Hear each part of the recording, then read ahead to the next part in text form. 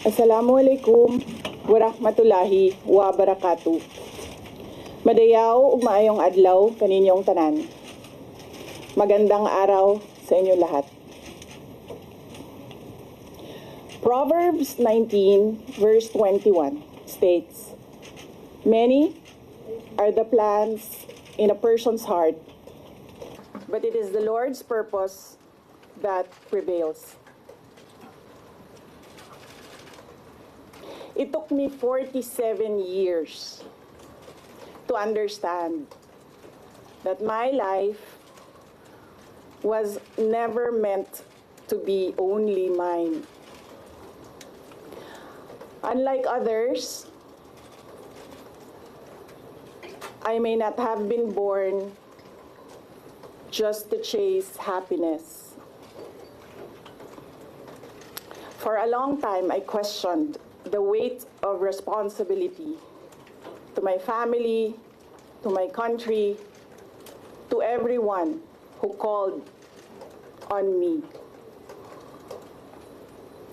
Today, I have peacefully accepted that my life is unlike any other.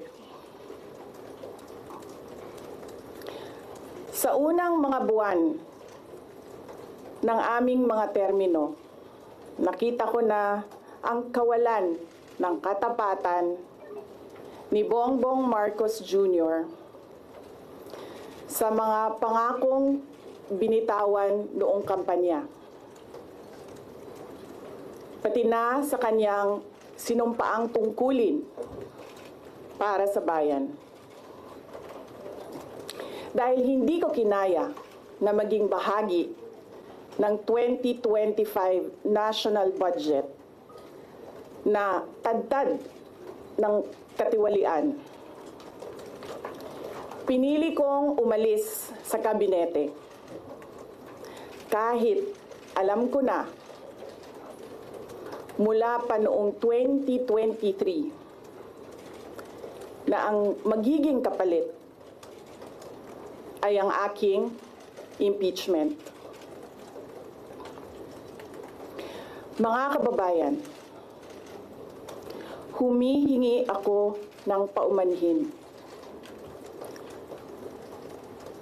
Patawad kung tinulungan ko mahalal si BBM bilang Pangulo ng ating bansa.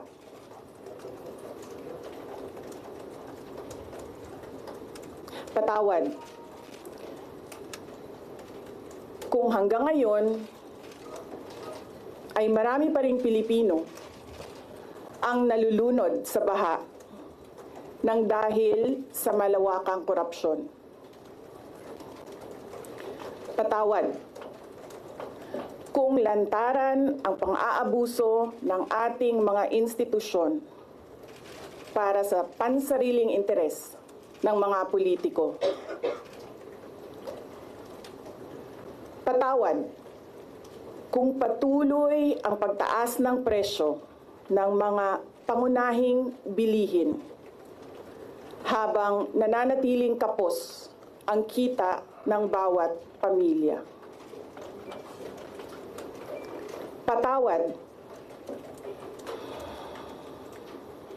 kung wala man lang tayong tunay na seguridad sa pagkain.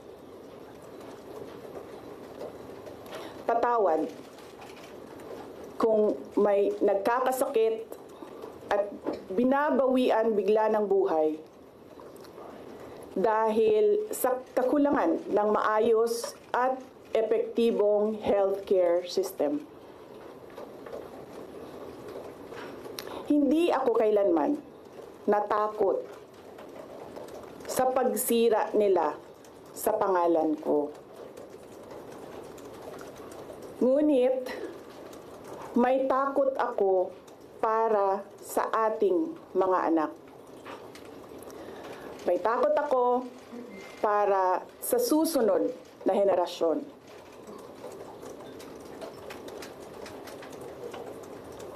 May takot ako para sa mga kababayan nating walang bahay sa ibang bansa.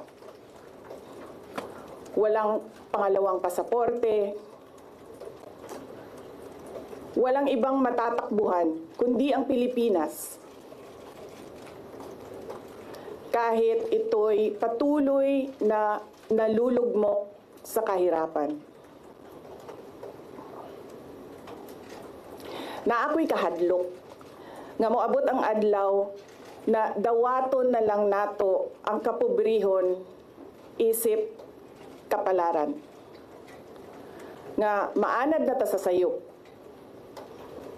nga mawad-an na lang ta og paglaom.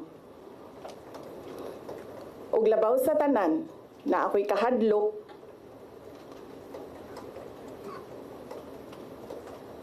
nga moabot ang adlaw nga wala na tay Pilipinas nga ikahatag sa atong mga anak. I cannot kneel before each and every Filipino to beg for forgiveness.